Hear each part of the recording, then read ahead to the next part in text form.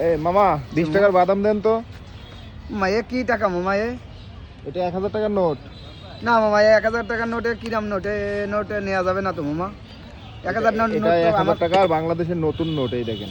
না মামা ও টাকা নেওয়া যাবে না। 1000 টাকার নোট তো আমার কাছে আছে মামা, এই যে এরকম টাকা লাগবে মামা, ও টাকাও নেওয়া যাবে না। এটা নতুন বাইরে হয়েছে, আপনি কি এই টাকা পান না এর আগে? না না না মামা, আমি ওই আপনার খুচরা থাকলে দেন, না হলে মামা এই টাকা নেওয়া যাবে না মামা। এই টাকা যে নিবেন না, এই সরকার জানলে তো আপনারা, সরকার যদি এই ভিডিও দেখে আপনারা তো পিটাইবে দিনা।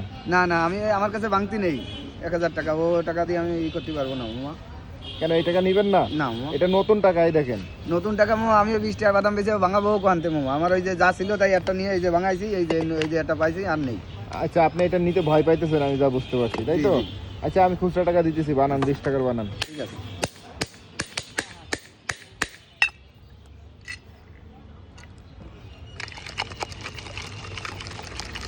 এই নতুন টাকা মনে হয় এর আগে আর পান নাই নাকি? না না নতুন টাকা পাইনি।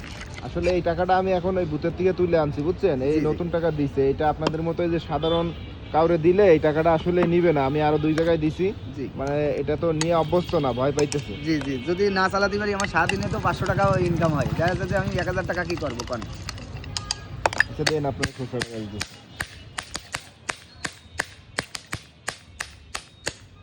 ভাই বাদাম বেচেন কতদিন আপনি? এই যে 20 বছর। 20 বছর? জি। আপনার বাদাম বেচার স্টাইলটা কিন্তু একটু ইউনিক।